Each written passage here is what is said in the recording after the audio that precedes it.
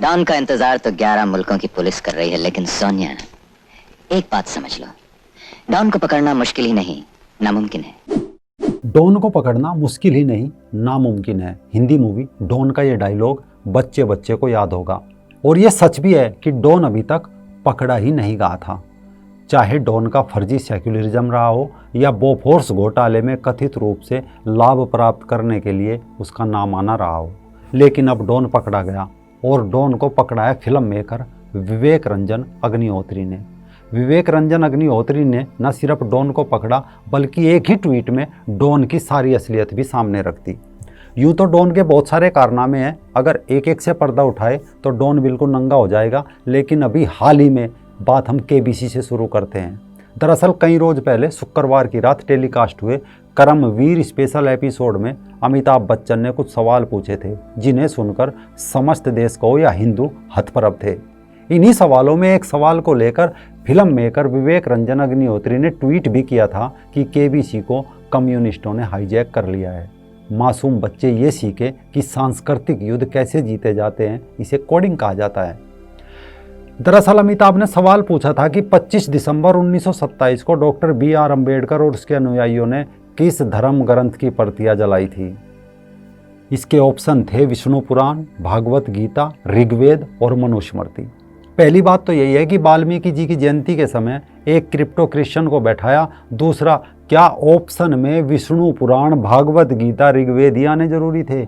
Option ये भी हो सकते थे बाइबल, धम्मपद और कुरान भी दिखा सकते थे।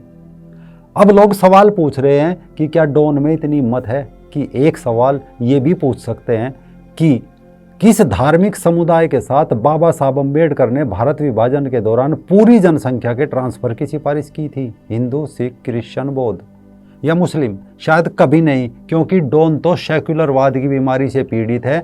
डॉन तो जब फिल्म में विजय बनता है तो नास्तिक हो जाता है, हिंदू देवी देवताओं पर सवाल खड़े करता है। लेकिन जब कुली में इकबाल खान बनता है या अमर अकबर एंथोनी में एंथोनी बनता है तो पक्का आस्तिक हो जाता है।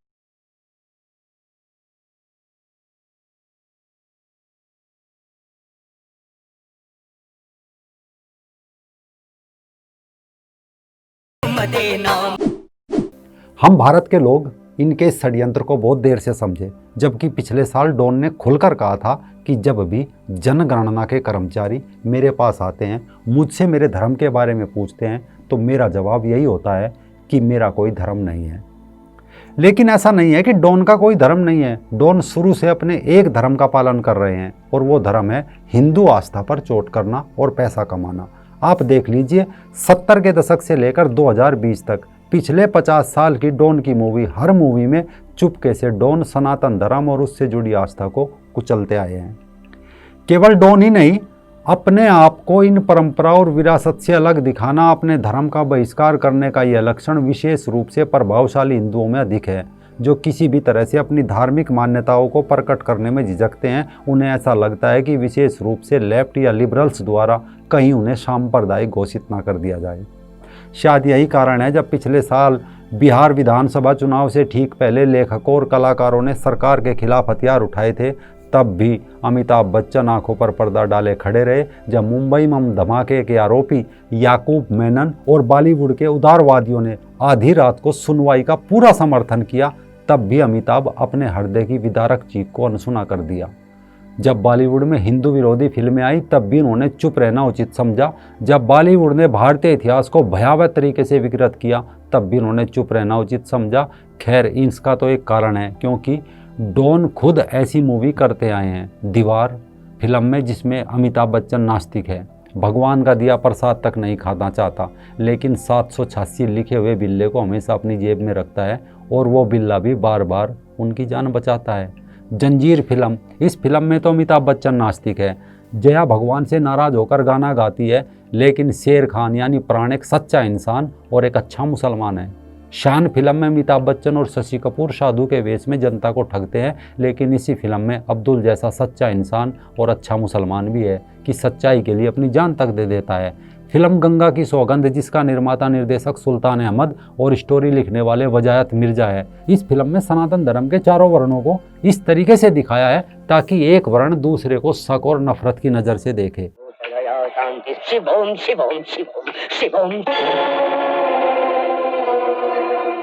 नमस्कार पंडित जी। हद तेरे की, धर्म भ्रष्ट करके रख दिया। क्यों फोकट फोकट दोष देते हो पंडित जी? मेरी तो छाया भी आपसे इतनी दूर है। इसमें भी डॉन अपनी जलती चोटी लकड़ी से काट डालता है क्योंकि उसे नफरत हो जाती है।